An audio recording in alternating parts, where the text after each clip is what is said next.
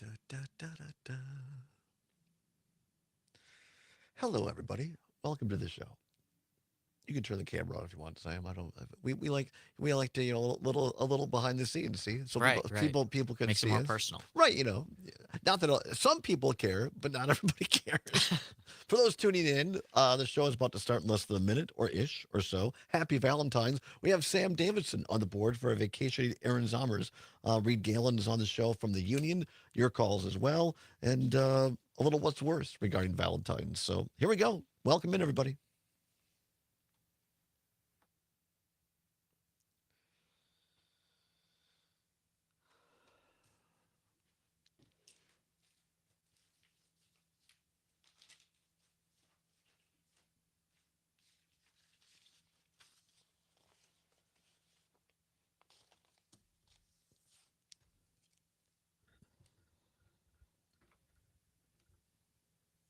Here we go.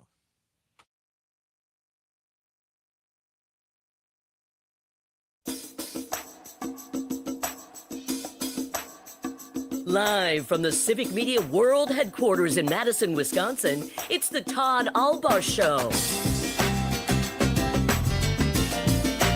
And now, pursuing truth wherever it may lead, here's your host, Todd Allbaugh. The Civic Media Radio Network and streaming worldwide on the Civic Media app. Good afternoon, everybody. I'm Todd Allbaugh, joined today by the fantastic Mr. Sam Davidson on the board, our producer and engineer. It is 6 past the hour of 12 noon on this Friday, TGIF Valentine's Day, February 14th, 2025. It is a great day to be a Wisconsinite. Welcome in. We appreciate you. A little overcast skies here in downtown Madison for the world headquarters. And as we said, Zommers, who gave him a day off? No, it's a well-deserved day off, taking care of a little personal business, and we are so happy. Really, this is indicative of my sad dating life over the years. Every man I've ever dated left me, and so Zommers left me today. Luke Mathers left me. He's on vacation. But God loves Sam Davidson. Thanks for sticking around, my friend. I'm glad to be here. What are you going to do if I leave now? I'm SOL. I'm absolutely SOL. For those that don't know, Sam is our great producer on the John and Gordy Morning Show here on WMDX in Madison. And I was filling in for Pat Kreitlow on Up North News Radio this morning, and at the same time, and I crashed into your show. Yeah, I just heard this noise coming from outside, and all of a sudden in walk you with like a 40-foot long mic cable from the other room. Yeah. Trying to do two shows at the same time. We did what was the radio equivalent of the Triple Lindy in Back to School. It's an old reference. You ever see Back to School with Rodney I think I've seen Dangerfield? parts of it, yeah. It was filmed here at UW-Madison. Right, yeah. Sam is a proud alum of the University of Wisconsin-Madison. I am, yes. Badger. So, and the made-up swimming move in that movie was called the Triple Lindy. So we used my cell phone as the camera, and yes, we strung a great big long cord over to the main studio. And so I was on the John and Gordy show, and they were on our show this morning. It was a lot of fun. It was. So, and the food around here today has been fantastic. Yeah, we had a listener just drop off some sweets for us, which was completely surprising. I don't know if we've had that happen before. They see people love you, Sam. Aw. That's what it is. Now, you have a significant other. Do you have Valentine's plans for today? Well, I had Valentine's plans. I'm going to be out of town this weekend. I got to work up north, actually. So we did Valentine's Day last weekend instead. Oh, look Yeah. at you. I bet she's very happy. Yeah, we went out to dinner, enjoyed Look at it. you, Yeah. Mr. Romantic. See, that's what I'm talking about. You know how to treat your person. So that's great. Well, we're glad you're all along as our Valentine's dates today. It's going to be a big show coming up here around 20 after this hour. We are joined by our friend Reed Galen, one of the co-founders of the Lincoln Project and now president of the spinoff called The Union. Difference is Lincoln Project is a little bit more political in nature with ads and that kind of thing. And then the Union focuses more on voter registration across the board and voter turnout and democracy issues. So Reed's going to be in. He has a great podcast as well called The Home Front, which is also his Substack. This is very interesting. Reed Galen is taking our friend Trygve Olsen's 7 rules of how to deal with authoritarians and authoritarianism and going through it in his Substack and podcast. He's going to be on talking about that today. as well as tariffs, what that means to Wisconsinites. And this is great because we try to do it on this show, just take this fire hose of information and put it down there where the chickens can get at it, so to speak. And this is great. Reed's going to talk about what tariffs mean to us here in Wisconsin, and also just why it's important to be a voter, as Luke Mathers likes to say, especially in this spring election. The primary, of course, coming up on this coming Tuesday, February 18th.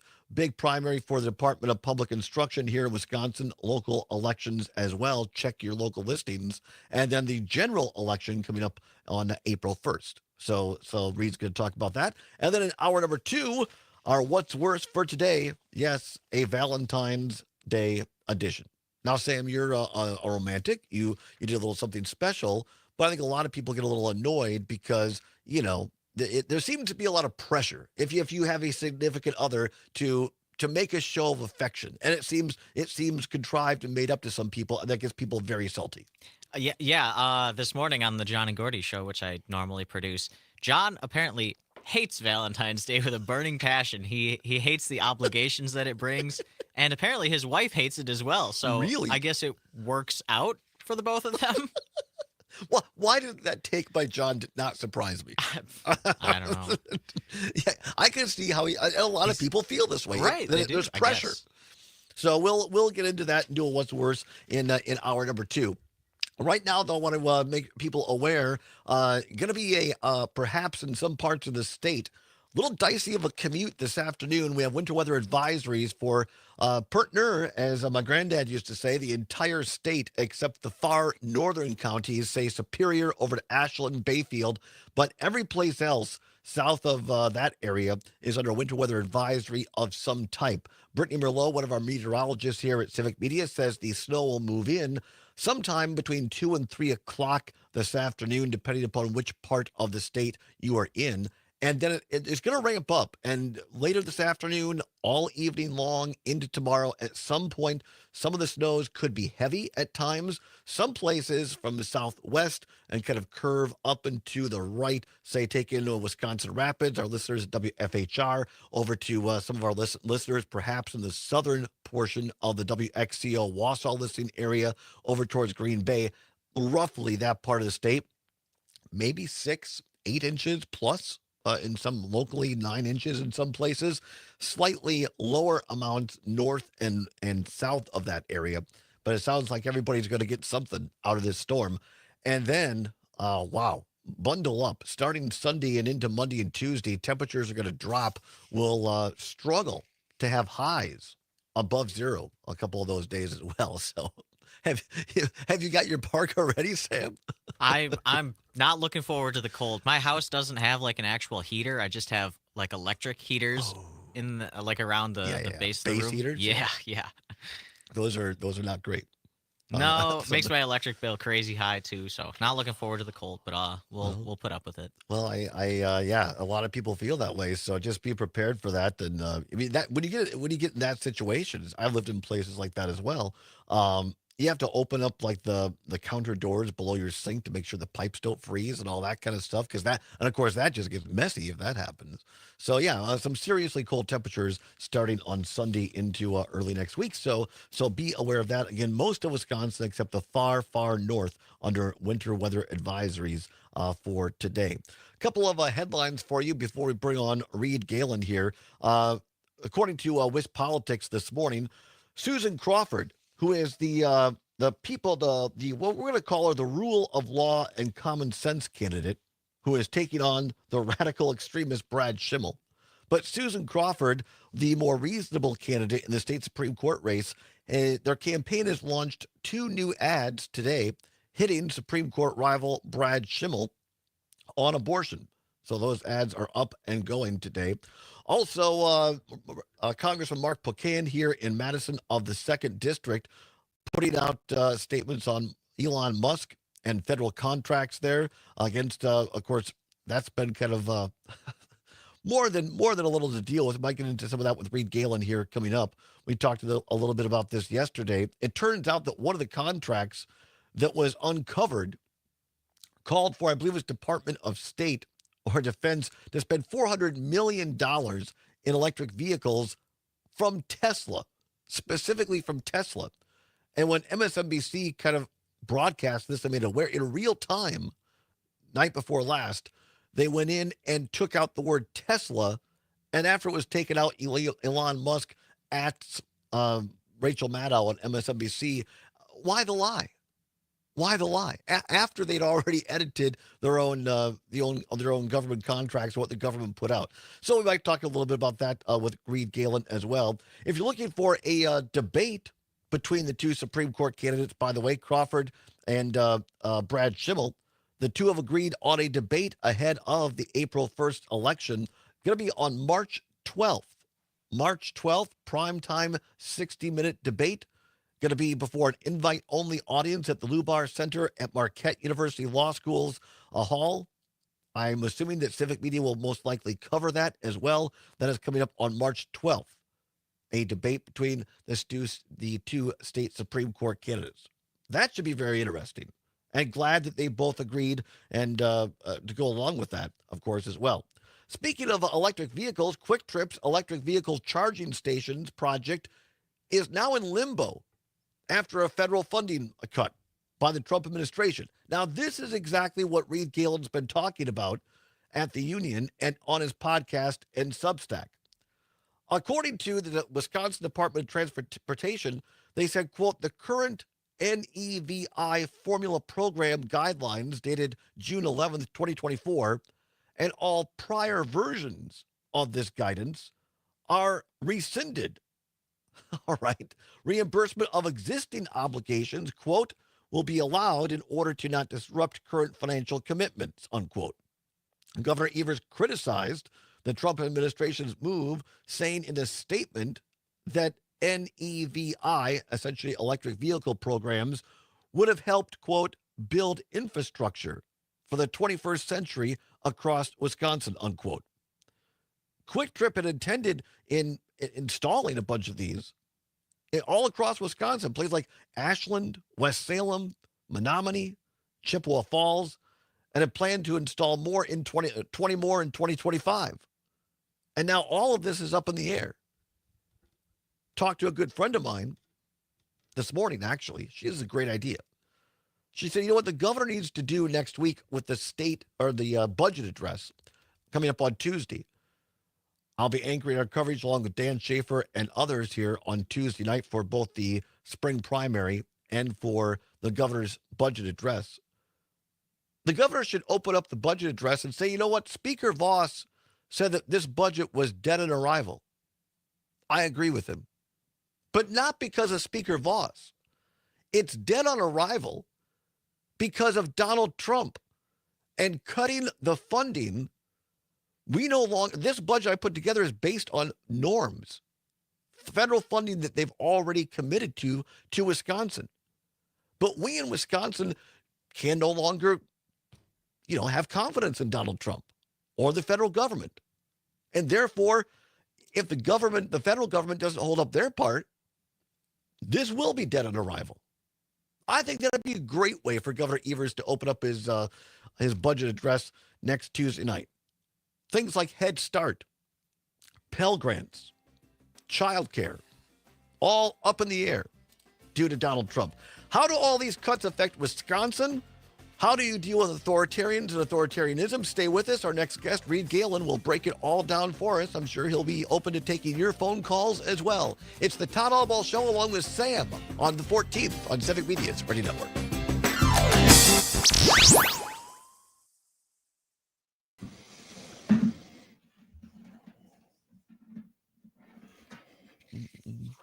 We bring Reed in.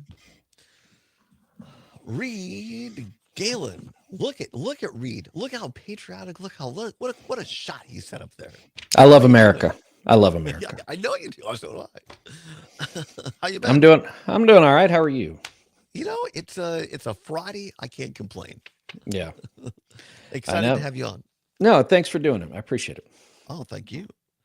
Zommers is gone today, took a well-deserved day of vacation. So we have Sam Davidson, our producer today. Sam, this is Reed. Sam. Reed, this is Sam. Hey. How are you, man? Good to meet you. Yeah, we're in great hands. A graduate of the great University of Wisconsin-Madison. So there you Nice. I'm going to step out just one moment, get a drink of water. I'll be right back.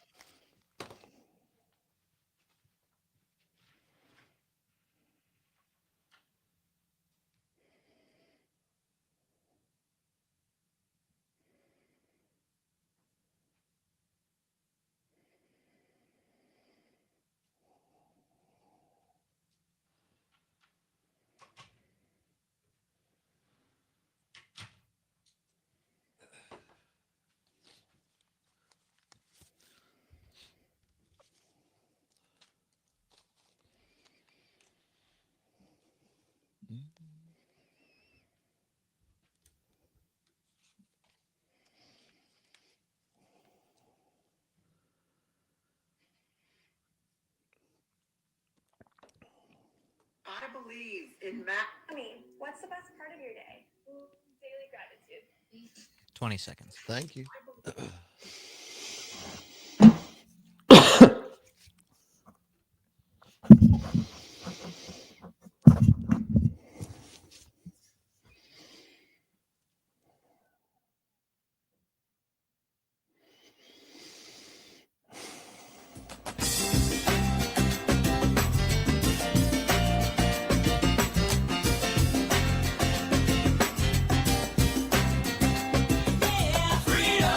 Pursuing truth wherever it may lead and having fun doing it. Welcome back to the Todd Allbaugh Show on the Civic Media Radio Network. It is now 21 past the hour of 12 noon on this Friday, February 14th, 2025. Glad to have you along with us.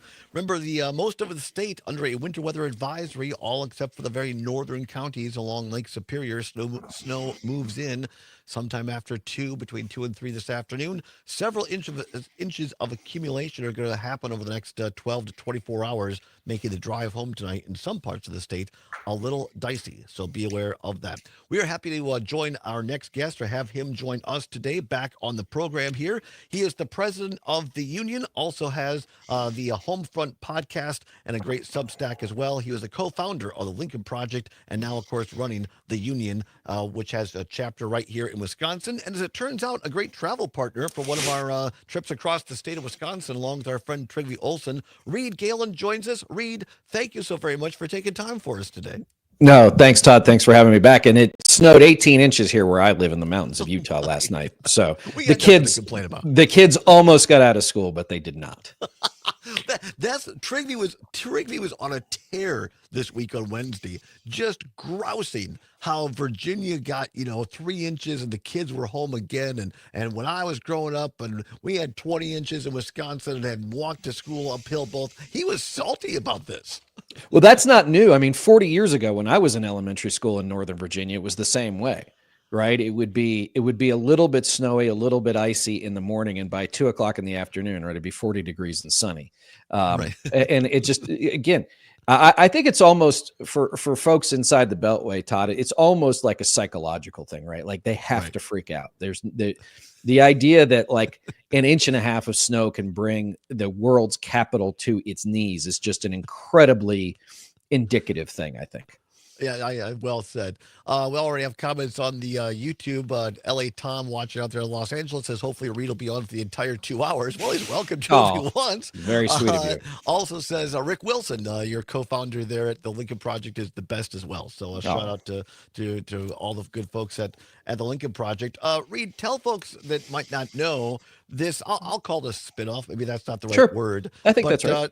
Tell folks what led you to start the union, and for people that haven't heard what it is and how it differentiates a little bit from the Lincoln Project proper. Sure. So back in late 2021, Joe Trippi, who's a longtime senior advisor to the Lincoln Project, and I am a longtime Democratic, strategist, legendary. We're sitting in a rainy coffee shop in Austin, Texas, and said, okay, we have all these millions of followers, whether on email or social media. What could we do to mobilize them in states at the grassroots level? Which was a pretty significant departure for Lincoln because it was a predominantly ad-making body, right? Political body, media body. And so we stood up the union in the March of 2022 underneath the umbrella of Lincoln, with basically a website and a couple of people on staff, and it quickly grew to 70,000 plus volunteers and 100+ partner organizations, working hard both in that 22 cycle in places like Wisconsin during the Supreme Court race up there. And then this last year, we were all over the major states working really more at the state and local level. Obviously, as you know, as we saw when we were in Wisconsin, there was so much money and everything else being thrown at the top of the ticket. We really wanted to focus on those down ballot races. And so now as we turn the corner here into 2025, from our perspective, Todd, we really have to go back to the drawing board on everything. And I say this as someone who's not a Republican anymore and is never going to be a Democrat. I'm an independent, proud independent, have been part of the independent and reform space for many years, even before we started the Lincoln Project. And so from our perspective, and I saw this actually, I referenced our trip in Wisconsin right before the election on an almost daily basis. And what I said was, I saw the best of humanity in those towns in Wisconsin, like Viroqua and Osseo and Wisconsin Rapids. And I saw the worst of politics, which was the politics wasn't nearly doing the job it should for its citizens. The system isn't nearly doing the job it should for its citizens.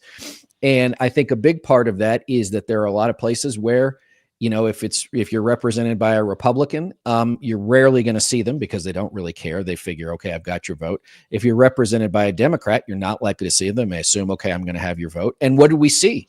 Hundreds of thousands, if not millions of voters who could have prevented what we're now dealing with, chose Todd in the interest of everything else we could have had. I'm going to sit it out. Yeah. And so from our perspective, I think it's a really important thing to get people talking again, to reconnect communities. Look, when I say reconnect with your community, I'm not even necessarily talking about politics. I'm like, start a book club, go to the bowling lanes, right? Coach a softball team, a soccer team, just get involved in your community, because there's so much noise and so much ugliness that's now being pushed down on us on a daily basis that in the moment, it's going to be really, really difficult to push back on that. So rather than screaming at the wind and beating your head against a wall, how about you turn back towards your neighbors, spend some time with them, and do some good? As we remember in that parking lot outside of Viroqua, we met Nancy, remember, who'd been a nurse in her community for 40 years. She was retiring that Friday. There are Nancys everywhere. And we need to identify them. We need to encourage them to get more civically involved.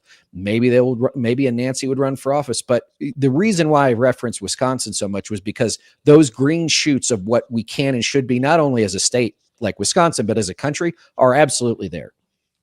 I couldn't agree with you more. I'm so happy to hear you talk about this. We had a woman, Eve Galanter, on the program yesterday. She ran former U.S. Senator Herb Kohl's Madison office here years ago when I was working for my former boss, Republican Scott Klug. And we'd worked, as you hear people hear all the partisan stuff on the news, but oftentimes from the same state, congressional and Senate offices will work together on constituent relations, whether it's passports or social security issues. Those things never or rarely ever get on the news, but that's the real work if you're working for a good boss. She's now has this started this event called Wisconsin Civics Games, which is like the old quiz bowl for civics. This in any high school, whether it's public, private, homeschool, can have a team. And the winners, these kids get $2,000 scholarships if they want to go on to any university they want. But it's designed to not be partisan and to talk about civics, talk about those things that in our communities, which we all should know, which we want immigrants to know, but when they're naturalized. But start there, right? Just be a human. I left you all 30 seconds. No, listen, I think you're 100% right. And that's exactly the kind of thing I'm talking about. Politics, most Americans, it's our God-given right to ignore it. And now we've seen what happens when we ignore it too much. But that kind of stuff is really what we need. Come on back or read Galen from the Union. Your phone calls as well as the Allbaugh Show for a Friday on the Civic Media Radio Network.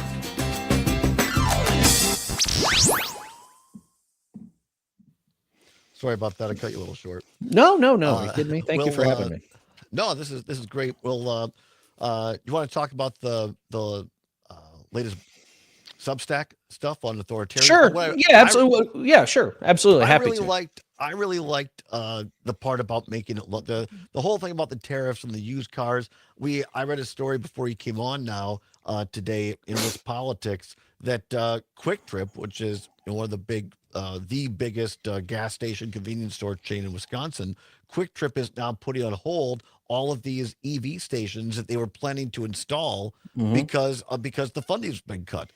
And people love. I mean, Quick Trip. What do you think, Sam? He took a poll, said, "What's your favorite convenience store Yeah, gas people love station?" Quick Trip. Yeah, it's Sure. an institution here, and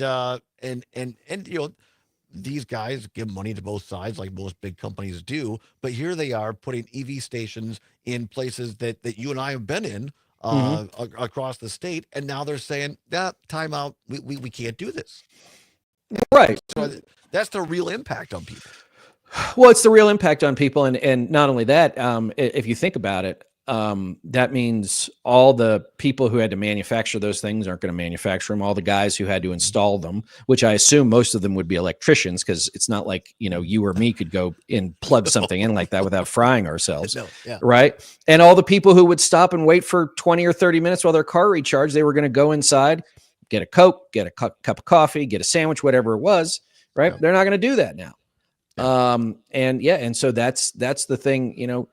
I'm not necessarily saying government should pay for everything, but where government can be an accelerator to that sort of thing, especially when it comes to infrastructure, Todd, right? Like Right. the idea that like infrastructure is now a partisan issue is 100% ridiculous. Right. And do you think it's like a little bit of jealousy that Trump in his first term was always going to be infrastructure week that never happened? And by God, an old guy like Joe Biden and a gay guy, dun dun dun, and Pete Buttigieg, oh my God, they actually got it done. It's like they're jealous or something. I don't know. Yeah, they did. Unfortunately, they did a terrible job of reminding people until it was too late all of the things they've done.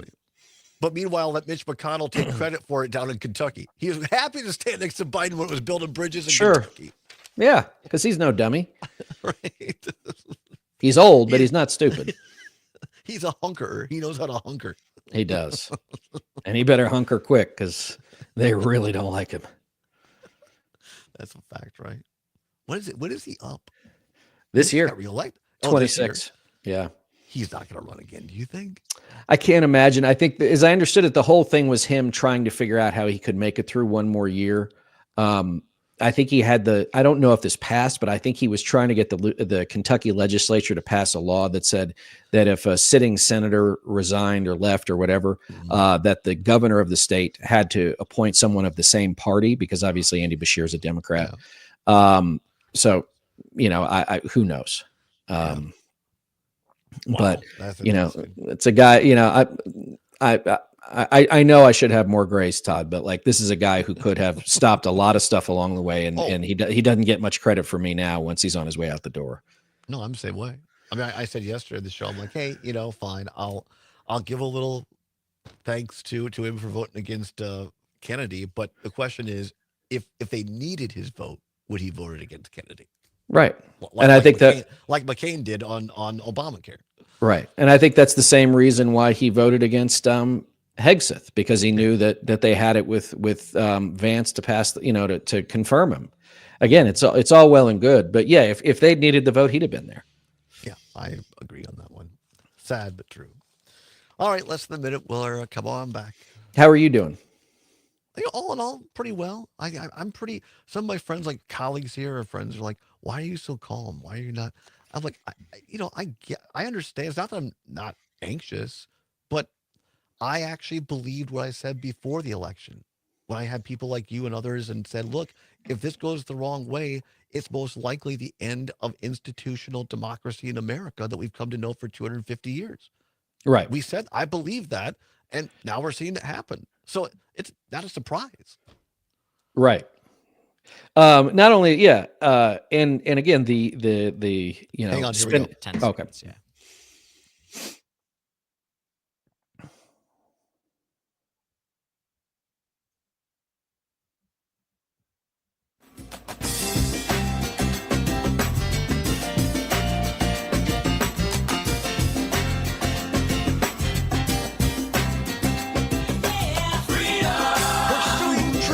wherever it may lead, and having fun doing it. Welcome back to the Todd Allbaugh Show on the Civic Media Radio Network on Friday, February 14th. Sam Davidson, the great Sam Davidson, in the producer-engineer chair for a vacationing Aaron Zommers. Sam, always happy to have you along. Glad to be here. Thank you, my friend. And we are joined this hour by our other friend, Mr. Reed Galen. He is one of the co-founders of the Lincoln Project and now president of a spinoff of that called The Union, a pro-democracy organization. He is also the host of a very, very fine podcast called The Home Front. He has a great Substack of the same name, and he joins us here via StreamYard from a very snowy out west. 18 inches you said you got? Oh my gosh. Again, That's nothing a for lot us. of snow.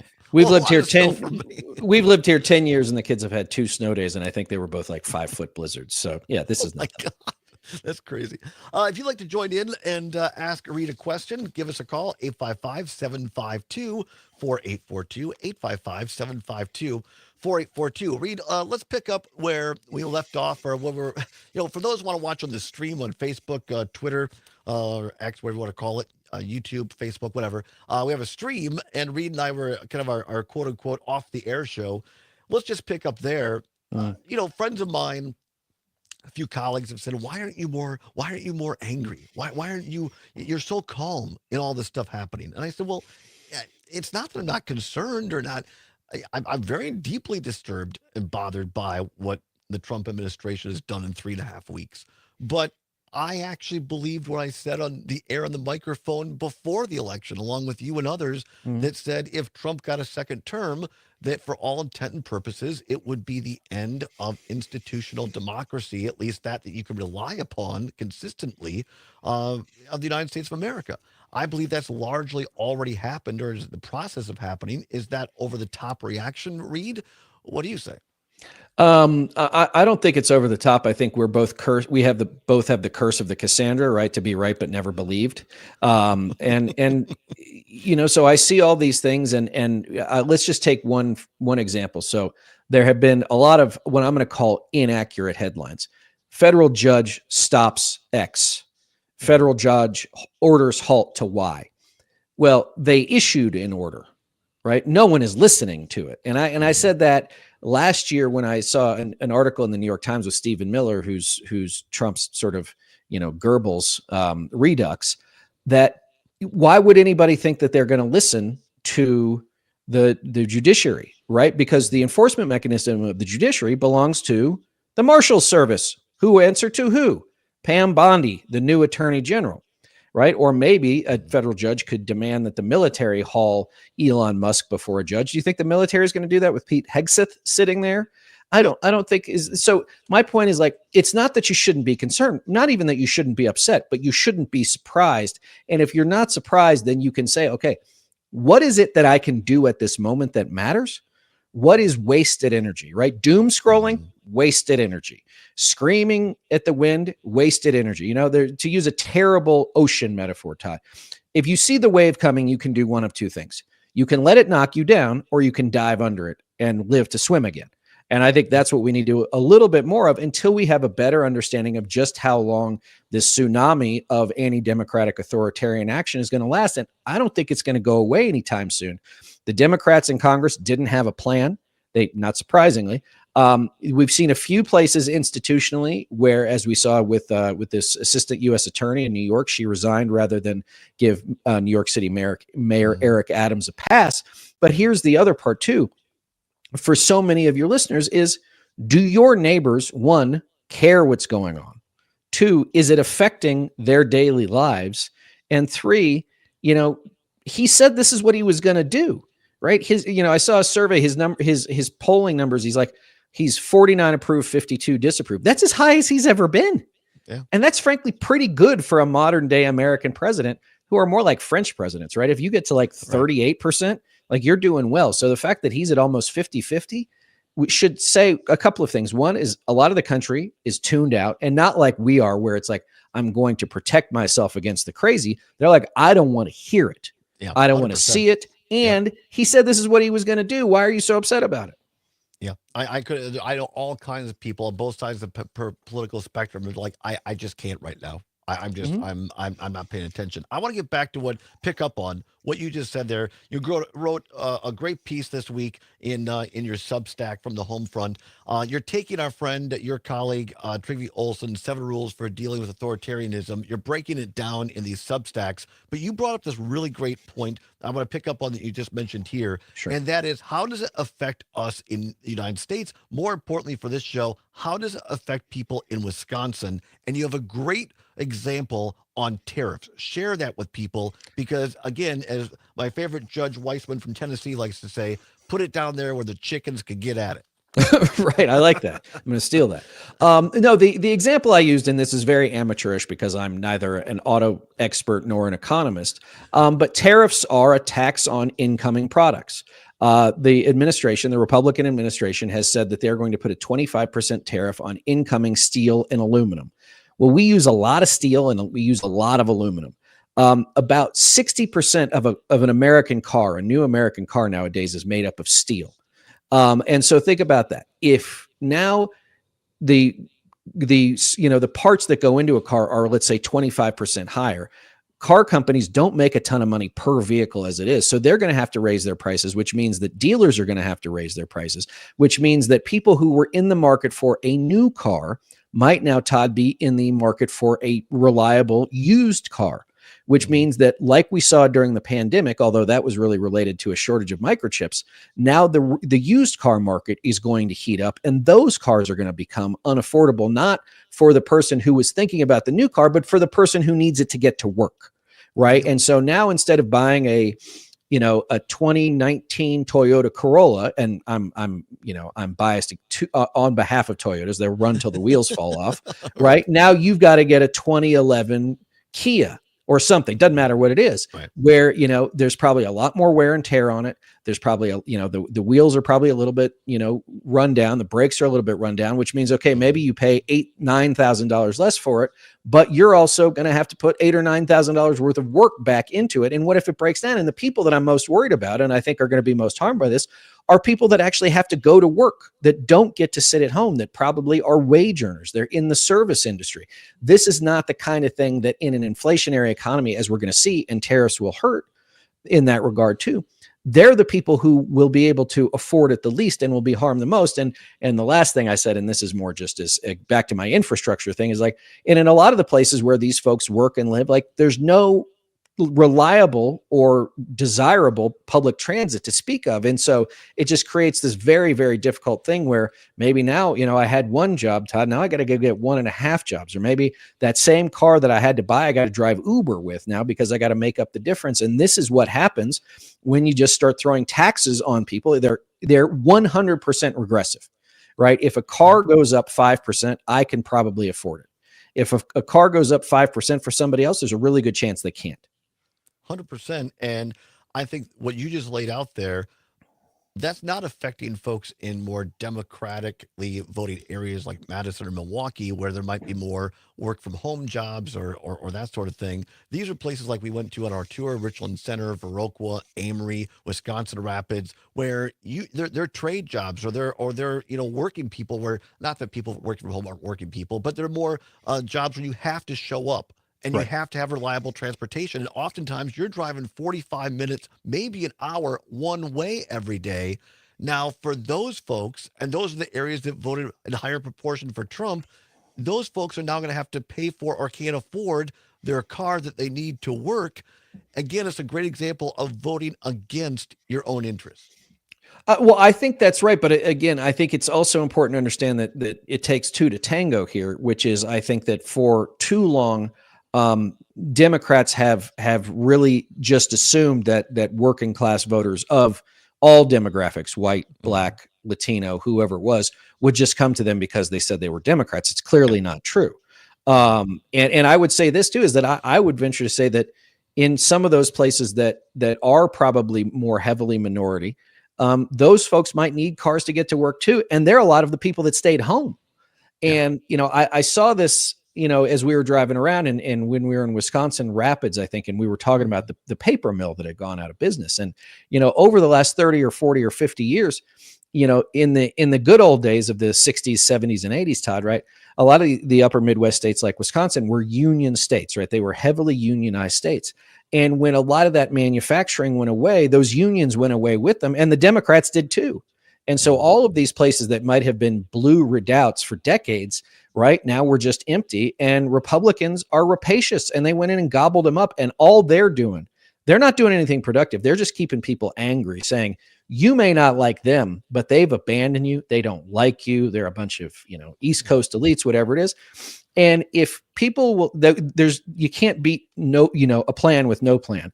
And if it's like, no, everything's fine and you should vote for me, and the person looks around their neighborhood and like nothing's gotten better in 15 or 20 years, like that's not a good answer. You have to have something on offer. It doesn't mean you have to give them something, but you do have to impart also, I think, a value proposition that you do care about them. That if you live in Viroqua, that, you are the backbone of middle America, literally and figuratively. Like you are going to be, and here's the other part too, and I know we got to go in a minute.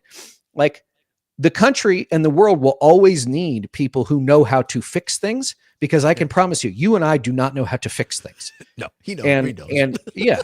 And I so need somebody to help put a sign up. So right. Well, listen, yeah, we're both Luddites.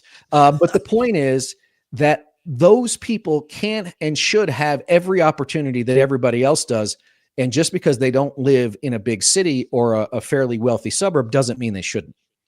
Reed Galen, president of the union, joins us. 855-752-4842, 855-752-4842. Let's go quickly to the phone lines. L.A. Tom joining us via Los Angeles, a Wisconsin native originally. L.A., thanks for joining us. What say you? Absolutely. Hey, Reed. Reed, I know you're not a Republican anymore or a Democrat. You're an independent. But why is it that the Democrats can't hire someone like a Rick Wilson and go on offense in a very strong way? We're always on defense. I'm an FDR Democrat. I believe in Franklin Delano Roosevelt. I believe in good government. I do not believe in, Ronald Reagan's idea of that government's not the solution, it's the problem.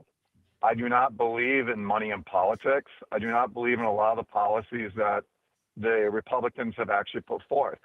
But I have gone to websites like selectacandidatequiz.com, and I've taken a quiz that actually, brings us back to some type of normalcy in terms of what it is, who it is you should vote for and what it is you really value. Yeah. And I'm just curious why it is that we can't, on the Democratic side, Bernie says that we have to, be bold enough to be able to go against, the money donors, and go back to talking about unions and talking about the things that FDR did. What do you think, Reed? 90 seconds, Reed. Yeah, well, a couple of things. One is, years ago when I first started working alongside Democrats, I used to laugh, Todd, tongue in cheek, like, I can't believe we ever lost to y'all. And now I look back and I go, I can't believe we ever lost to y'all. Because there's so much of Democratic politics is predicated on fear. What if this happens? If we do that, what if that happens? The world's going to go on, right? Not making a decision is making a decision. Choosing not to take it to your opponent is a decision.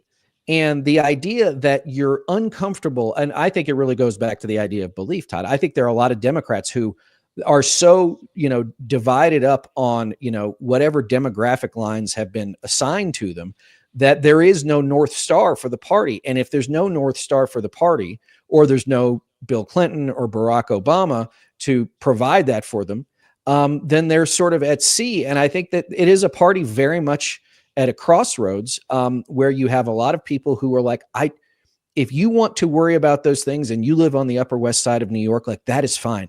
But I have like real world things I got to worry about, and that's not on the list. I'm not anti anybody. I'm just like trying to figure out how to get my family. And the other part too, and I'm guilty of this, I thought being anti-Trump was enough. It wasn't. We who are non-MAGA Republicans have to go out and say, here's what we're for.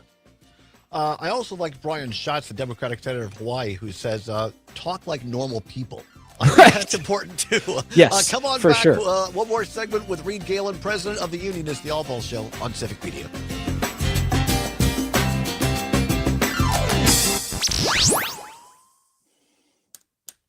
That was really good. I think Viroqua might be my favorite town in America. It's a great little place for a great coffee shop. So Great coffee. No, I wrote. I think I sent it to you, but I wrote a post on like us sitting in front of the coffee shop and literally America walked by, right? Like That's so all these cool, people yeah. you knew, right? Yeah. Like, Yeah. and friend. I think your mom stopped by, Yeah, right? she Like it did. was like all we had to do was set up the gear and sit on the sidewalk, and like America walked by. It was really cool. One of my friends from Richland Center who was driving through to meet his wife somewhere else saw us and pulled Yeah. over and had coffee. Yeah, We that put was him on the great. show. It He was was so a cool. basketball coach. Yeah, it was so cool. Um, And there's a lot of that, and I think that I think there's a lot of that in towns like Viroqua. I think there's a lot of that in the WOW counties. I think there's a lot of that in the cities, Mhm. and I think there's a lot of opportunity to get people back connected. I mean, this thing, like I'm making a conscious effort to put my phone down more often because like this isn't like it's amazing if you turn this off, Todd. The sun still moves across the sky. Really? Yeah. Quick story. How much Yes. time we have left? Sam, we have a minute. Here's the quick story, the quick version. So about 2 weeks ago, I developed a rash on my torso. I'm like, what the hell? So I end up going to the doctor, examines me. He's like, it's not this, it's not this, not shingles. Not. And so we started talking through new sheets. No clothes. No. I'm like, well, my average screen time on my phone last week was 8 hours Oof. because I'm going through like trying to find news for the show. And where my arm hits my side, it was rubbing so much, it gave me a rash. Yeah. You know Right. you have a problem when your phone use gives you a rash. I know you're going to be patient zero in some study. Scroller's rash. All right. Anything specifically you want to get to? No, let's All right. let's All right. roll. All right.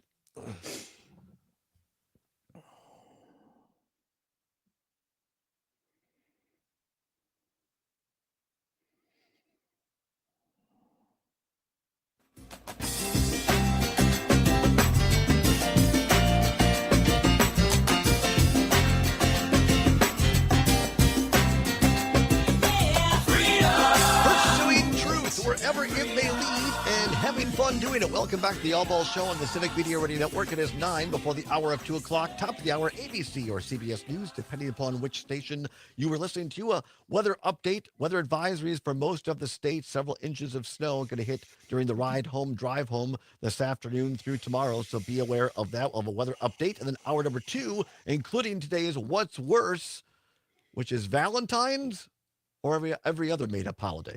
We'll take your calls on that. Yes. In hour number 2. Reed just says yes. Joining us right now for the rest of the hour, our friend, we always appreciate when he stops by, Reed Galen, the president of the union. You can find the organization at jointheunion.com and on all socials as well. .us. Jointheunion.us. Oh, pardon me. Thank you. Thank you for the clarity. Jointheunion.us. And he also has a great podcast called The Home Front, of which there is a Substack as well. He was one of the co-founders of the Lincoln Project and a former GOP strategist. We are happy to have him along. Read a few texts. Let's just catch up on these. This is Matt from Middleton. Earlier in the show, I called Brad Schimmel a radical extremist. That was something that is true. And Trigby gave me that one. So shout out to Trigby. Says, I'm frustrated and disappointed that we haven't been calling MAGA and the extremist movement from the start. They ran an extremist group and ideology, and that is un-American. John, listening to Milwaukee on WAUK, says, he wanted to do my research on the Tesla contract. It was started under the Biden administration. Yeah, that's true, John. But the point is that it was denoted for Tesla. And then during the Maddow show a couple nights ago, Elon went in and removed Tesla and then said Maddow was lying that $400 million was earmarked for Tesla. So yeah, it was started under Biden, but it doesn't negate the point that it was going to Musk and Tesla. Mount Horeb, listening here on Madison's WMDX. Troy, asking about our friend Jay from London. We'll check in on that later. Steve in Milwaukee says it's a constitutional crisis, and these folks are cheering on the dismantling of the country. They are totally bamboozled. And finally, Kevin in Maguanago, there's a great name for you, Reed, Wisconsin name, from Milwaukee Station, says Trump is doing exactly what he ran on. The Democratic Party and liberal side of the aisle has become the screaming blue-haired woman of politics. Well, okay, I'm not sure about that, but what do you think, Reed? Well, my grandmother was a screaming blue-haired woman, so I guess no. Yeah, I think it's important to understand. You just to go back to the text about the Tesla thing. This has been one of the key parts of Donald Trump's strategy, and it has been he's been very smart, and people around him have been very smart. Is making the Democratic Party and Democrats as bad as he is. Right? We're all crooked. We're all dirty. We're all in on it together. They're no better than I am. They're no better. They don't care about you any more than I do. Right? You're getting screwed. I'm the only one who's going to tell you. You feel like put down by these people. I know how you feel because he does, right? Like he always wanted to be Mr. Manhattan, and he was always going to be Senior Queens. Like that's always how it was going to be. Like they never were going to accept him. And so that has worked for him. I think the Democrats, as I have tried to tell my friends, like if you're going to be the white hats, Todd, you got to be the white hats, right? Like if you're going to earmark $400 million for Tesla, right? Even though you think that Elon's a bad guy, like you had better have a damn good reason for it. And, and if you are going to say, here's one. When I was with my team in Chicago a couple of weeks ago, we wake up and there's a headline. Paul Pelosi sells 83 million in Nvidia stock before the stock market takes a nosedive. Like, I don't know the particulars of it, but the problem is the headline says exactly what Trump has been parroting, right? Mm-hmm. Told you, they're just as bad. They're just as crooked. They're just as out for themselves as I am. And so that's the other part about the Democrats. Like, if you really want regular people to come back, like you have to show them, not tell them, right? As Scott said, talk like a normal person, show them you care, show them that you are better, because right now there's just too many examples where otherwise disengaged voters can say, you're right, they're all crooked. What do I care? Our time always goes too fast. About 2 minutes left here, Reed. Folks can go to, again, jointheunion.us. They can find you at the Homefront podcast on your Substack as well. What should people be doing? I know the union's always involved in voter registration. We have a very important Supreme Court race coming up here on April 1st, a primary, not for Supreme Court, but for other things on Tuesday. This election is going to be the election in the country this spring. I think a couple of things. One is if you are able to get out and, again, talk to your friends and neighbors, gather people together, I wouldn't even necessarily make it partisan in nature originally, right? And, I think I would just get people together and say, did you know there's a Supreme Court race coming up? Did you know this? And start those communications now, because as you and I saw, Todd, and I saw all over the country, if you're going to show up at someone's door 2-3 weeks before an election, and they've never heard of you, they've never seen you, they don't have any idea what it is you're doing or even really what's going on, because state Supreme Court elections are probably not particularly well attended, then it's just like there's too many other things going on. So you have to have a much longer runway to having those conversations.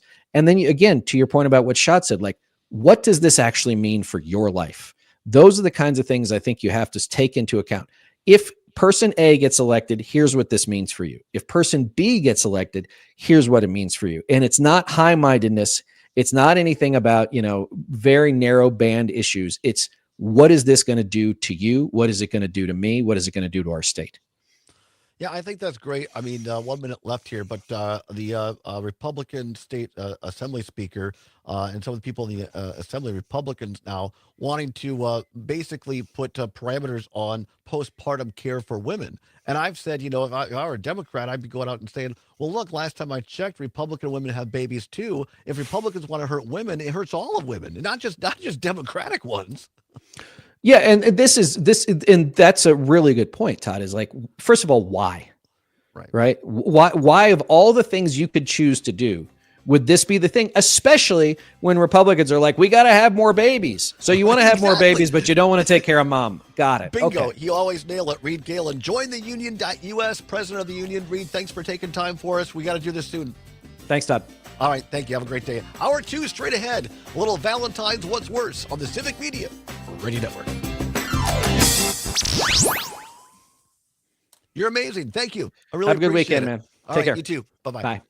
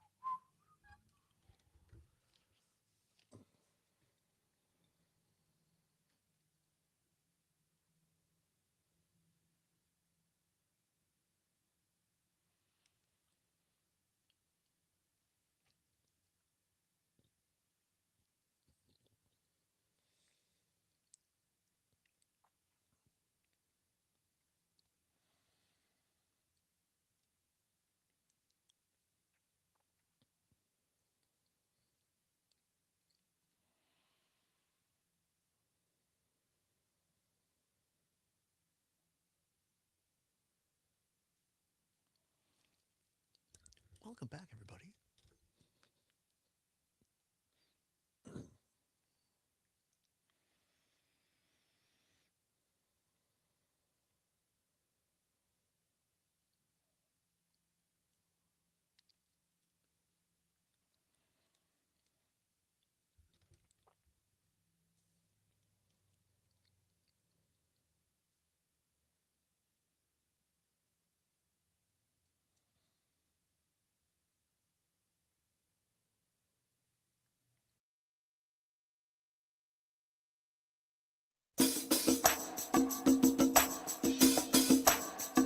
Live from the Civic Media World Headquarters in Madison, Wisconsin, it's the Todd Allbaugh Show. And now, pursuing truth wherever it may lead, here's your host, Todd Allbaugh. Across Wisconsin on the Civic Media Radio Network and streaming worldwide on the Civic Media app. Good afternoon, everybody. I'm Todd Allbaugh, along with Mr. Sam Davison on the board, filling in from Aaron Zommers, who is on a little vacation today. It is 6 minutes past the hour of 1 o'clock. Welcome in hour number 2 of the big broadcast on this Friday, TGIF, February 14th. Valentine's Day 2025. It's a great day to be a Wisconsinite. We are at the world headquarters of Civic Media in downtown Madison. Overcast skies. Sam, you're getting on the road right after the show, right? Yeah, I got to drive up to Rhinelander tonight. So Drive hopefully fast. I'm gonna beat the snow. Hopefully. Right. So, winter weather advisories in effect for almost the entire state of Wisconsin, all for except our very utmost northern listeners on the fringes of the Hayward signal, BZH, Buzz of the North. For folks in Superior, Ashland, Bayfield, you are not under this particular advisory, but everybody else is. And it's going to start, Sam, they say, between 2 and 3. So, but hopefully it's going to start on the western side. So it'll take a bit to get here. It'll take a bit to get here. And so it looks like right now, kind of southwest Wisconsin between Madison and La Crosse, and then kind of, you're looking at a map of Wisconsin, go north and to the right a little bit. And so, or east, I should say. And so maybe our listeners at Wisconsin Rapids, over to Stevens Point, the Green Bay area, kind of that middle part of the state is going to get the heaviest snow between now and tomorrow evening. Totals of anywhere from 6 to 8, maybe 9 inches locally. Not everybody's going to see 9 inches in that region, but there's a chance that it could. And then lesser amounts on either side of that. So places like Eau Claire, our listeners on the tap up there in Eau Claire, probably looking at maybe 4 inches in that area. And Rhinelander, I think, looking at maybe around 4 inches as well. So a little bit less amounts there. And then our listeners down to the South Milwaukee area, kind of that same area, maybe on the high side, maybe 4 or 5 inches, but lesser amounts. So safe travels. Thank you for filling in for Zommers. I'm sorry we're going to put you on the road in the snow. It's all right. It's driving in the snow is a little fun. It's an added challenge. What did you got a new car or a new vehicle recently, didn't you? Or no? Not really. Like last year sometime. Last year, all right. Yeah. Do you have 4-wheel drive or no? No. It's just a sedan. All right, well, drive careful. And and I don't worry about you. What I always worry about is the goofballs. Instead of slowing down a little bit, you got to have one Yahoo who is trying to just, it's probably somebody in a four-wheel drive vehicle that thinks they can drive 75 and then just boggles up the whole mess. Yep, that's not me though. No, I'm not saying it's you. Yeah. I just worry about those kind of Right, people right. that you may encounter. So safe travels, but thank you so much. Zommers will be back on Monday, so I appreciate you being here, Sam. Thank you so very much. I appreciate all of you for being here. Coming up a little bit later this hour, going to look into some more of these news headlines a little bit. The Trump administration announcing this morning or overnight, they're going to fire, essentially lay off several people who they're calling, basically it's people who have been hired in the last year or so for places like, hey, guess what? United States Department of Agriculture. No people here in Wisconsin in field offices for the USDA who were informed last night that they're done. Now, I had my family farm for a number of years in southwest Wisconsin. Part of my land was in a program called CRP, Conservation Reserve Program. You had to go into the office and renew it. There's all kinds of things our support people and government do in Wisconsin. And now a number of those are being told, so long. Also last night, early this morning, 1,000 people at least in the Department of Veterans Affairs laid off as well. Going to talk a little bit about that later on in the show. Take your phone calls. But right now, at 10 minutes past the hour of 1 o'clock, it's time once again for today's Valentine's edition of What's Worse. Let's go. This or that, this or that. Then, of course, the choice is yours. You can get with this or you can get with that. Time once again to play What's Worse. No prize money involved, nothing to give away, but it is your chance to be heard across all of Wisconsin on statewide radio, Wisconsin's Civic Media Radio Network, the largest statewide radio network, privately owned, all 11 stations covering all major media markets. If you want your voice out there, if you want to get your voice heard, no finer place to advertise than the Civic Media Radio Network. Just go to civicmedia.us, log on, find out how you can advertise with us. We'd love to have you along. All right, Sam, thanks for being my professional Valentine today. We appreciate it. I'm glad to be your Valentine, Todd. I'm honored because, everybody else left me today. Right. But by God, you didn't. So thank you. I'm here for you. I appreciate that. All right, so this is fantastic and timely indeed, as today is Valentine's Day. And we were talking at the top of the show, Sam normally produces the John and Gordy program, the local morning show on WMDX in Madison. And right. you guys are talking about this, and John was a little salty about Valentine's. He might have been a little salty because I was playing only love songs for music today. Were you really? Yeah. That's fantastic. But yeah, John does not like Valentine's Day, and apparently his wife doesn't either. They've just they call it a fake holiday. It's all made up just so you can sell greeting cards and roses and stuff. Exactly. And you've nailed it. A great segue, because here it is now. Today's What's Worse, Valentine's Day or all the other made-up holidays? What's worse, Valentine's Day or all the other made-up holidays? 855-752-4842, 855-752-4842. Give us a call and let us know. You could also text us on the old Civic Media app. If you don't have it, go to your Apple or Android device. Go to the search engine there for the App Store. Type in Civic, C-I-V-I-C, Civic Media. It'll pop up. It's less than a minute to download. It's free. It's what CBS's Gail King calls a deal. The Civic Media app, you download it. The first 11 stations, you'll find Sam and I today. You can text in, let us know what's worse, Valentine's Day or all the other made-up holidays. 855-752-4842. Let's go to the phone lines. Gary in Sussex. Gary, what's worse, Valentine's Day or all the other made-up holidays? Well, let's put it this way. I love Valentine's Day. Do you? So I love that one. So the other ones I don't like. But what's special for me is I always write my wife a poem. I do poems all the time. Wow. And I hand make a card for her. I don't buy cards. I hate it. Takes me 2 hours to make a card plus the poem, the rewrite it. So it's like a 3-hour deal. My wife loves it. That's and amazing. Well, the thing is, we have a little code. So I hang it up, and when she gets mad at me, she takes it down. So she lets me know when she's mad. I She takes all love our that. pictures.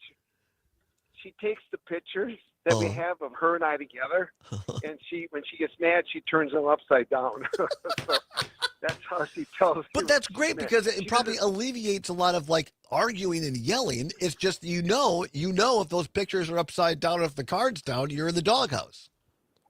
Exactly. So what I do to make up with her is I take all the pictures, I take the cards that I make and hang them, I put them on our bed, and I just strategically over there, and that is me saying, I'm sorry. This is 52 years of being married to the same woman. Congratulations on 52 that. years. Congratulations. Gary, I've learned I love something new about you. You're a romantic, and I love that. I love the thoughtfulness of a handmade card. I love the code between you and your wife. I think that's beautiful. Well done, Gary. And I love writing poems. For some reason, they just come natural to me. Mhm. I don't know why, but and the poems I write are not poems of like, oh, the sky is blue and you're so sweet. No, I write poems about our life. That's cool. And one of these days, if I have some time, if you give me enough time, a couple of minutes, I'll read you my last violent, this one. But I can't do it today. I'm driving down All the right. freeway. Well, yeah, we don't want any accidents here. No, let's absolutely do that. I would love to hear it. Really, I'm serious. Well done.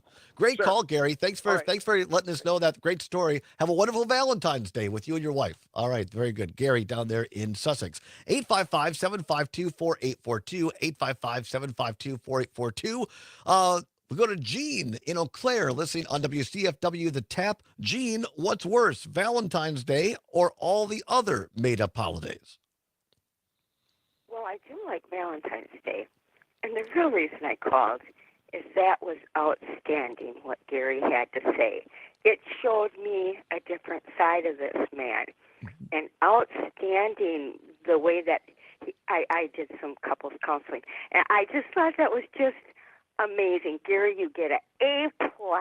So anyway. That's great. You have a good weekend and happy Valentine's Day. Hey, happy Valentine's Day, Gene. Thank you so much. You're one of our Valentines. We appreciate you. Sam, right there, that's a great call as well, because, Gary's one of our regular listeners. He happens to fall on the more conservative side, but I think, and Gene falls on the more liberal side most of the time. But I think that's a great example of, if we just listen to each other, we might find out things about one another that we might not know, even in our own families or community circles or friend circles. And you're like, oh, well, maybe I don't always agree with you on politics, but boy, I agree with you on that. We got a lot more in common than we thought we did. 100%. 100%. Great calls both by Gary and by Gene there. What's worse, Valentine's Day or all the other made-up holidays? 855-752 4842 855-752-4842. Len in Madison texting in on the Civic Media app saying the holidays that are commercially distorted towards the larger personal economic impact. Ka-ching. Now, Sam, we were talking about this before. Yeah, exactly. All the Valentine's Day is one of them, where you a lot of people just go and buy a card, and they don't like it because of that. You just go buy stuff for your significant other. Right. It's like, and what's, do you go the low key way of just like a couple of nice chocolates from a local chocolate shop, or you do the 30 thing with the heart and all that? You have to add flowers into it. Is it the card? Is it the dinner? Where is the appropriate place to stop? And then do people then say, well, this is what my person got me, and this is what and then there's all the competition, you understand, Sam? All the competition. It's so silly. It is silly. It's goofy. Yeah. 855-752-4842. We're going to take more calls after the break. Here's Matt in Middleton saying, quote, Considering I usually get some lovin' on Valentine's Day, I tend to be okay with it. But Halloween is my favorite, so the others are best. So wait a minute. You're saying you're getting lovin' on Valentine's, but Halloween is still your best? Come on, man. Come on back. More of the Allbaugh Show after this on the Civic Media Radio Network.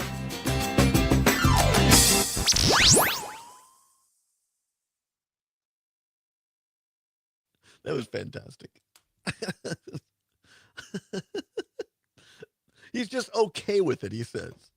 But Halloween is my favorite.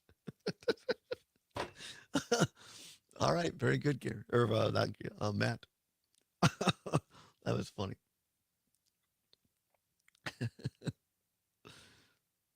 All right, we'll do a couple more texts, and then we'll take Brian's phone call in Milwaukee when we come back.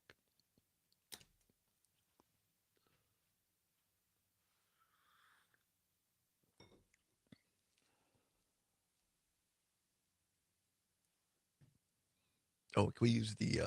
Yeah, I yeah, I was about to say I've got a cut together version all where right, it's all like right, all right, fantastic. All right.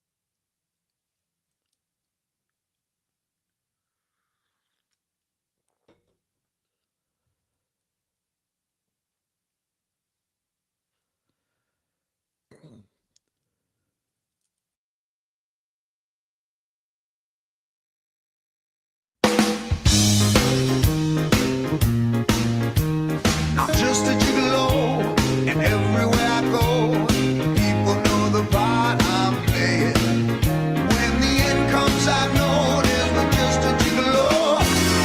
Life goes on without me, 'cause I ain't got nobody. Nobody cares for me.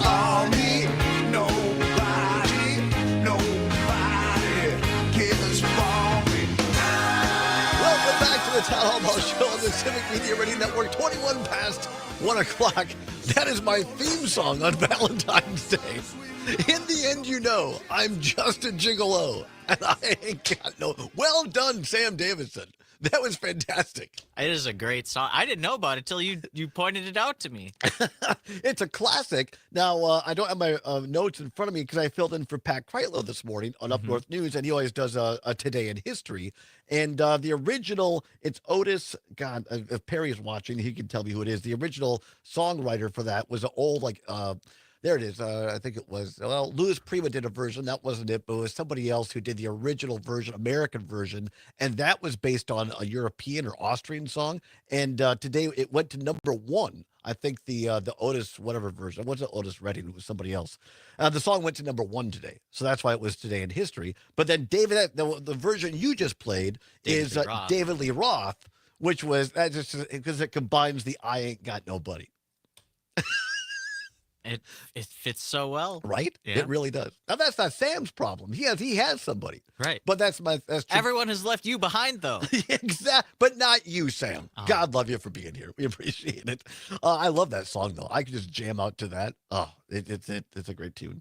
All right, 23 past the hour, 1 o'clock. We're asking the important questions of the day. What's worse right now? We're asking what's worse, Valentine's Day or all the other made-up holidays? 855-752-4842, 855-752-4842. Brian in Milwaukee, listening via WAUK. Brian, what's worse, Valentine's Day or all the other made-up holidays? Valentine's Day. Right out of the gate, why? Do you have a particular reason for your disdain of Valentine's Day? Few. What? There's a few. One, I'm single, so that doesn't help. I get it. 2, it brings up bad memories of exes. Right. With me being LGBT, so that's another reason. But the other reason is with me being very religious and Catholic, there's a lot of historical significance behind the other holidays. Right. Like with Halloween, you have All Hallows Eve and All Souls Day. Christmas is birth of Christ. Easter is the resurrection. You got St. Valentine. You got St. Patrick.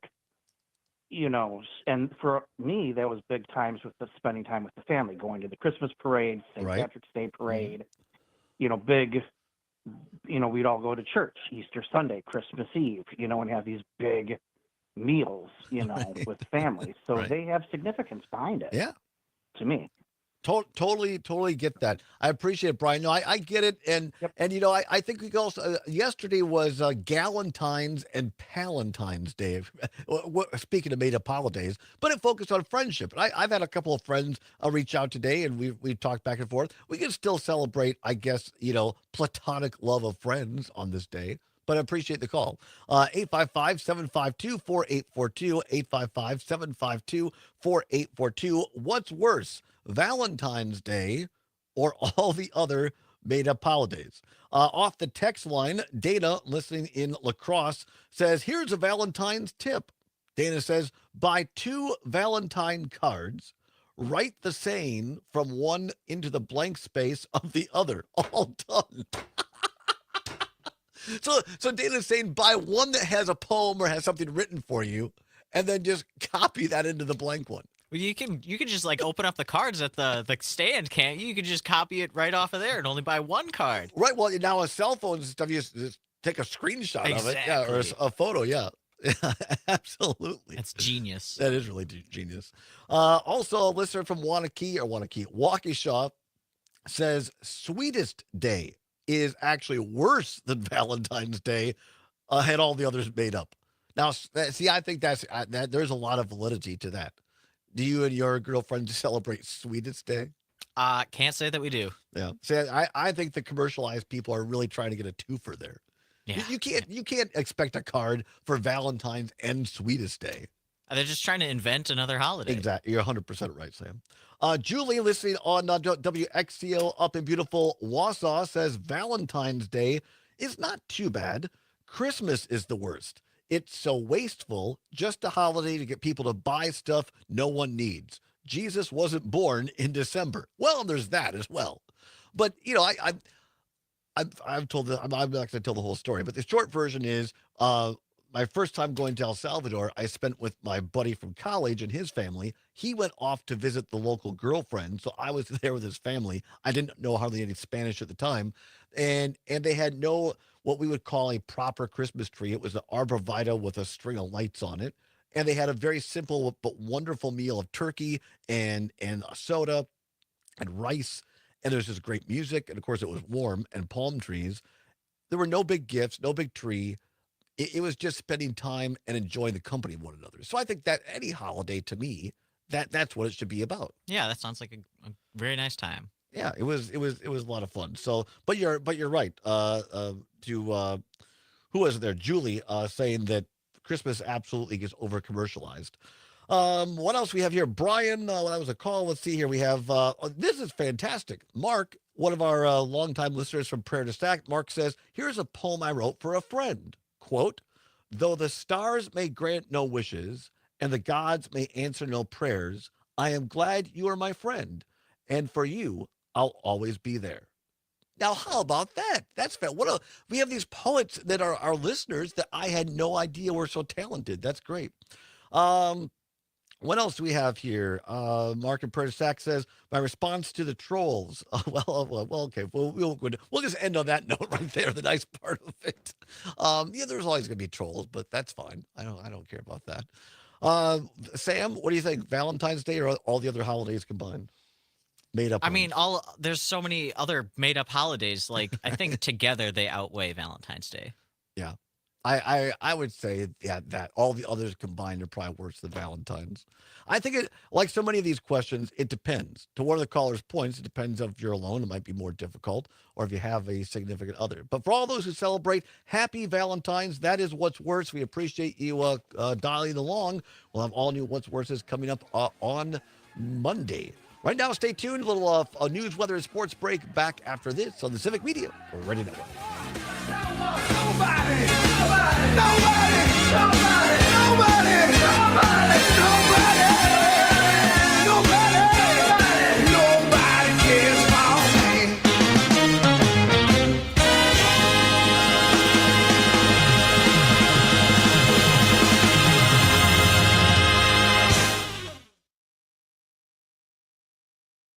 How about that? Fantastic job by Sam Davis. Look at that. I could just dance to that all day. It's fantastic. All righty. Da, da, da, da, da.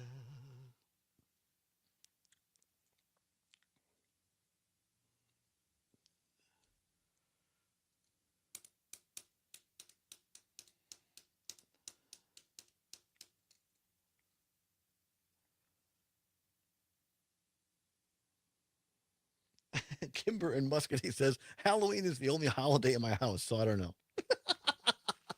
That's funny.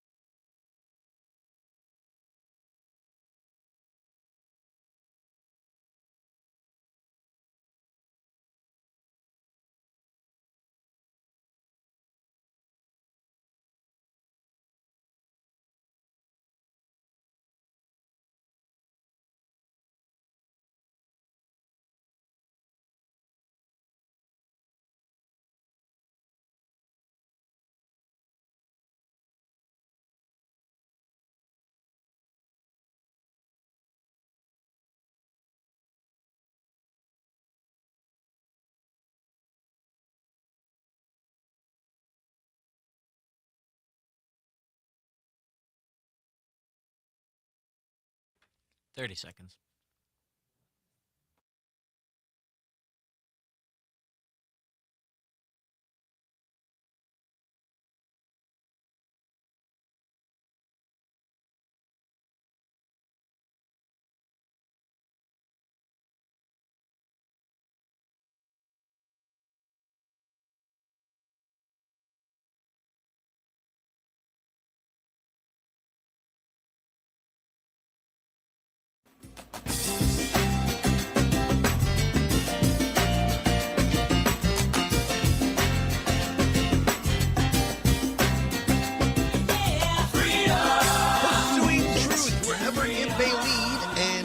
everyone doing it? Welcome back to the Todd Allbaugh Show on the Civic Media Radio Network. 34 minutes now past the hour of 1 o'clock on a TGIF Friday edition, February 14th, 2025. It is Valentine's Day. Do something for your significant other. At least, unless you're like John in the morning, you know, John and Gordy show, and his wife just don't like it, that's fine. But if your other person expects something, at least a simple note, handwritten, some gesture. I don't know. Do something for your other. We're joined today. Mr. Zommers is on a well-deserved vacation day today. So we have the great Sam Davison. I like saying your name like that because it reminds me when Brad Davison, I know it's a little different spelling, I think, right? When Brad Davison played for Wisconsin Badger basketball team, the PA announcer, Mike Mankey, when he would introduce him or like a three-point shot, it was always Brad Davison. There you go. So I like to say Sam Davison.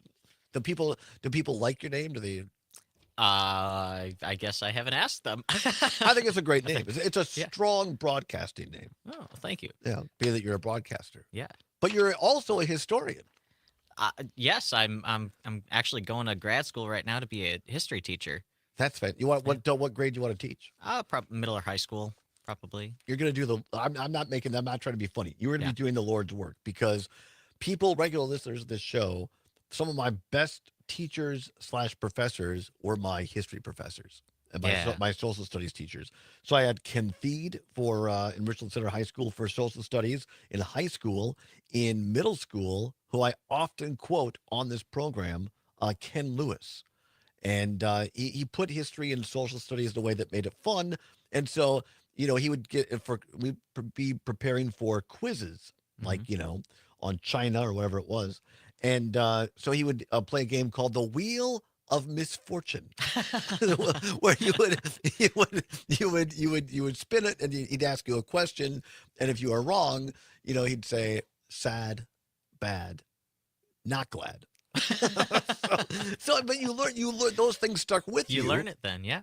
You learn it. Some of the best things, right? He would also, when we studied China. And of course, as a teacher, you probably can't say this anymore. But we were studying Confucius, right? And so he'd give us these little made-up things, like a fortune cookie almost. He'd say, "Confucius say, man who wears fig leaf should not own goat." Random wisdom like right, that, but which is true. If you're gonna wear a fig leaf, you should not be owning a goat, right? And then in college, I had Jerry Bauer at the University of Wisconsin Center Richland, who for U.S. history and just really, really great stuff. And like we were talking about on the show yesterday with Eve Galanter and her great organization, Wisconsin Civics Games, trying to teach high school students across Wisconsin more about civics. If people like you, Sam, if you're teaching our young people history and civics, that's going to make them more engaged citizens, certainly more informed citizens throughout the rest of their life. Absolutely. That's a big part of what is getting me back into it. Once upon a time, I was doing my undergrad to become a teacher, went a different route, and graduated with a different degree. But the last, more than few years, back to 2016 plus, have shown me that we gotta teach people a little bit better, I think. I'm really proud of you. I think you're going to be spectacular, and your future students will be lucky to have you. So thanks for doing that. Yeah. Do you want to teach? Do you want to teach here in Wisconsin? Probably, yeah. I don't know. That's great. Growing up, I didn't love Wisconsin, but I hadn't really been anywhere else, and I still haven't been to a ton of different places. But I've grown to like this state more and more. Yeah, I think. I'm not the most traveled person out there, but whenever I come back to Wisconsin from traveling somewhere, I'm never sorry to come back. Exactly. I'm like glad to be home and glad to be back in Wisconsin. Well, that's great. So there you go. We've learned more about Sam today and his love of history. There you go. We appreciate you being here today, Sam. Zommers, as I said, will be back on Monday. So I want to take just a few minutes here today to talk about a couple of these issues that we had talked about prior, or at least kind of alluded to in the show. And one of them has to do with the Trump administration overnight. This is reporting by CBS's Scott McFarland, a great reporter. U.S. Department of Veterans Affairs confirms it has dismissed more than 1,000 employees. McFarland says a once unthinkable concept for an agency that operates 100 plus major hospitals and many hundreds more clinics and processes. Here's the key: veterans benefits. And again, as Reed Galen was saying earlier today, one of the ways I think we should all be looking at these stories that come out of Washington and the relevancy to our lives in Wisconsin. You know, we haven't even talked about it. I think I might have given it all of 1 minute, but mentioned that Donald Trump now has taken over the Kennedy Center honors, or the cultural center in Washington, the Kennedy Center. They fired the longtime chairman. Donald Trump is now the chairman of the Kennedy Center. They fired people like John Baptiste, a great musician who was the band leader for Colbert for a long time on The Late Show and has won now a Grammy recently. And he performed the national anthem at this year's Super Bowl. Fired a performer like that. Fired him got rid of him off the Kennedy Center board. I find that appalling. But how many people in the state of Wisconsin will ever go there, go to a performance there? If we try to have discussions with our friends and family, probably a lot of response would be like, well, it doesn't affect me. You know, what does it have to do with me? I still think it's important, don't get me wrong. But I think stories like this that we're bringing to you here about the VA, the Veterans Administration, firing more than 1,000 employees overnight. Now, this I'm going to read to you is a press release from the VA. So remember that contextually, because this is being spun by the Trump administration. It says the Department of Veterans Affairs today announced the dismissal of more than 1,000 employees. Those dismissed included non-bargaining unit probationary employees who have served less than a year in competitive service appointments or have served less than 2 years in an accepted service appointment. What does that mean in English? It means that essentially if you're a newer employee and you're being deemed non-necessary, well, I don't know how many people are being hired at VA that aren't necessary, but by that it means essentially, as someone who used to work for the federal government in a congressional liaison role, it means that if you're not there, will people still get the basic needs and care? What it doesn't take into account is what they're not telling you is that many of these positions, or at least some of them, are related to people getting their benefits, helping you to process your benefits. So, okay, maybe eventually VA folks will still get their benefit check, but when you have a concern, when you moved and you didn't get it to your new address, when why is this not covering my last payment or my last bill, and you want to talk to a live body, there will now be fewer of those people within the Veterans Administration to help you, America's veterans. Anybody who has listened to this program for any amount of time knows I in this program stand behind our United States veterans 100%. We've done on-location shows through the graciousness of Wisconsin National Guard, Air Guard, Army National Guard, to promote, talk about, and lift up our men and women in uniform, including our veterans. I think this action is appalling. I think that our veterans who put their lives on the line for each of us to enjoy the freedoms we have deserve our respect. And by God, they deserve their benefits. It's the very least we could do for these folks. And to cut over 1,000 people in the VA, many of whom were helping to process requests, casework, payments for our veterans of America, I just find it appalling. And of course, this is all being driven by Elon Musk and his made-up agency. Remember that. Department of Government Efficiency, DOGE, as they call it. I call it doggy. It's made up. It's made up. There's been no congressional appropriation. There's no money for it. They just made it up. It has as much influence as if you and your golf buddies, foursome, said, we're going to create us a department. We're now the Department of Wisconsin Smart Guys. And we're going to go and cut 1,000 jobs from the VA. That is how much credence this has. The only reason it's being done is because it has Trump's blessing. And we have far too few people in Washington who are afraid to stand up and say no to Donald Trump. We started the show with some of those people. We talked about it this morning on Up North News Radio, filling in for Pat Kreitlow.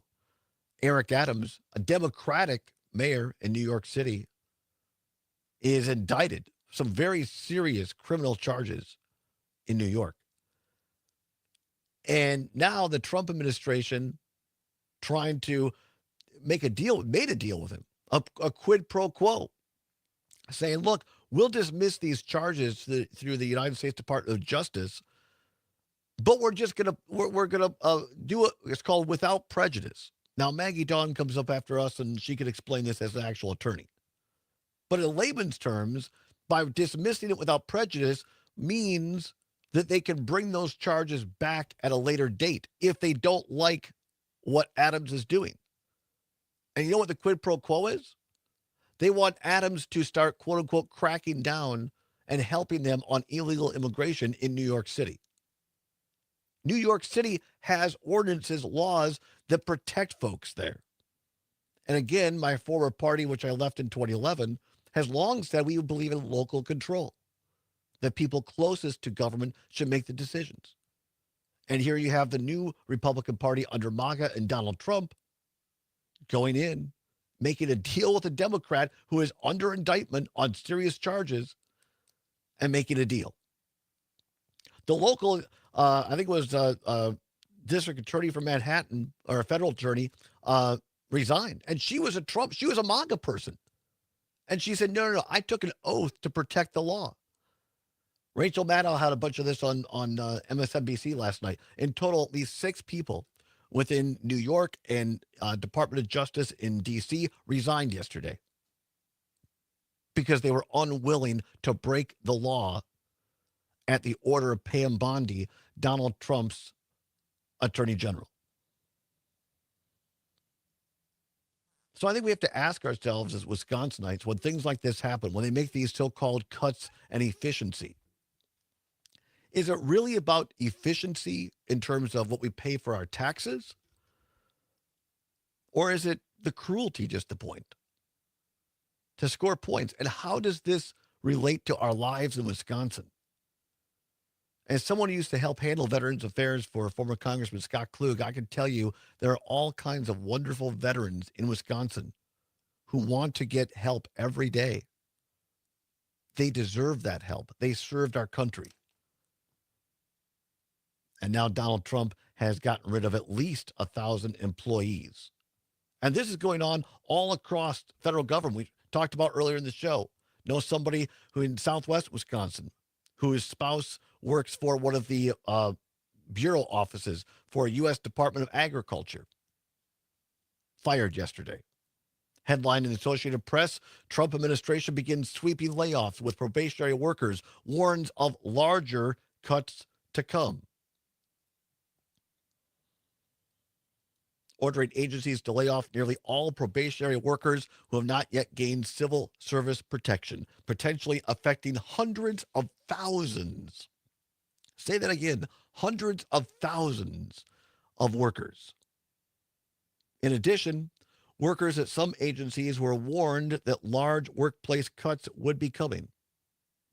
Think about how many people in your community, their spouse might be a farmer, might be a tradesperson, might have their own business, but their spouse works for a federal government job because they get their benefits, their health care. How is that going to affect the community? People that have money to buy things from local businesses all across Wisconsin. Reagan was right. There is a trickle-down effect, but not in the way that he talked about. These cuts, these people going unemployed, it will trickle down to each of us in the state of Wisconsin. Come on back. Sam Davis and I are going to wrap it up. This is a little Valentine's Day look that's out of this world. I'll explain on the Todd Allbaugh Show. Civic Video Radio Network.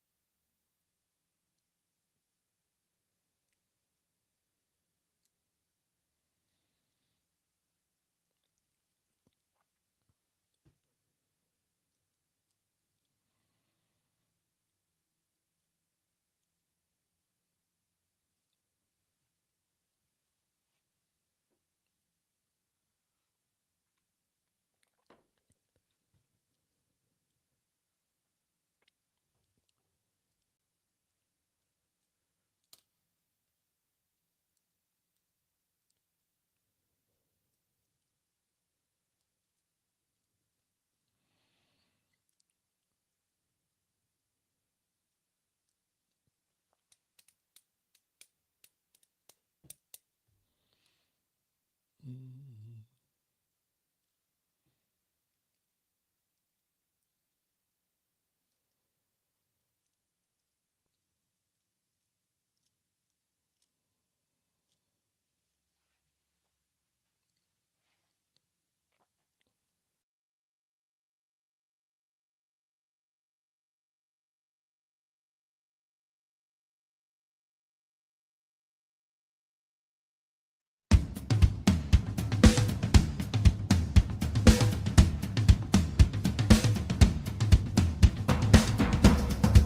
back to the Todd Allbaugh Show on the Civic Media Radio Network. It is 9 before the hour of 2 o'clock. At the top of the hour, news, weather, and sports. ABC or CBS News, depending upon your station in the Civic Media Radio Network. A little sports update from our friend Mike Clemens, always doing a great job. Weather update with Brittany Merlot and the entire weather team.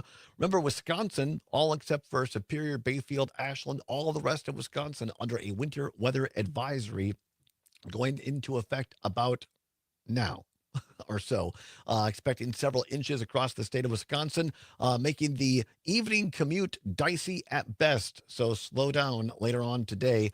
Poor Sam has to drive all the way to Rhinelander tonight, Sam. I'm sorry about that, man. But thanks for being here. I'm glad to be here. It'll be a haul, but I've done it before. All right, very good. Sam getting some love, by the way, talking about him going into being a history teacher here. He's going to grad school for that off the YouTube watcher there. L.A. Tom says, Sam, don't teach it out of textbooks, or please teach your class please teach your class the three branches of government and the difference between public and private. There you go. All good points. Little love for you. Also, our own Terry Barr, of course, one of the co-hosts of Max Inc. Radio. A big show tomorrow night. You're not going to want to miss it on Civic Media's Radio Network, and she does our announcing. She's so kind to do that as well. Terry says, that is terrific, Sam. My high school history teacher is a dear friend today. So how about that, Sam? How about that? Thank you, guys. Yeah, absolutely. All right, wrapping things up here, talking a little bit before the break about all these firings by Donald Trump and federal agencies, amongst them the Veterans Administration and the USDA, which will impact people here in Wisconsin. Let's go to the phone lines, 855-752-4842, 855-752-4842. Wisco Paul. Wisco, happy Valentine's Day. What do you got for us? Well, thanks for taking my call, and thank you for the happy Valentine's Day. I just want to very quickly say I grew up on a farm, and my dad used to deal with the USDA, Department of Agriculture, a couple, 3 times a year, if I remember right, on what crops he was put in. And I don't remember what all it was, but you needed people there.